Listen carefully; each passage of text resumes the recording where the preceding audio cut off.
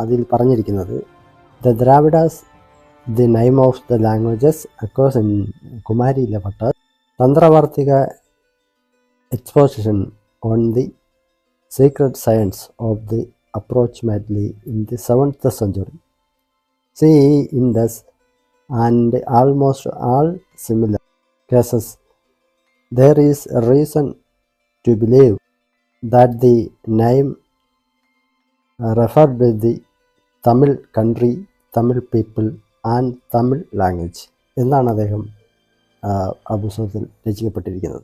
അദ്ദേഹം പറയുന്നത് ദ്രാവിഡം എന്നത് ഏകദേശം 7ാം നൂറ്റാണ്ടിലെ കുമാരി ഭട്ടയുടെ തന്ത്രവാർത്തികയിൽ പവിത്രമായ ശാസ്ത്രത്തെക്കുറിച്ചുള്ള വിവരണം കാണാൻ സാധിക്കുമെന്നും അവയിൽ സമാനമായ മിക്കവാറും എല്ലാ കേസുകളിലും പേര് തമിഴ് രാജ്യത്തെക്കുറിച്ചും അതുപോലെ തന്നെ തമിഴ് ഭാഷ എന്നിവയെക്കുറിച്ച് പരാമർശിച്ചിട്ടുണ്ട്.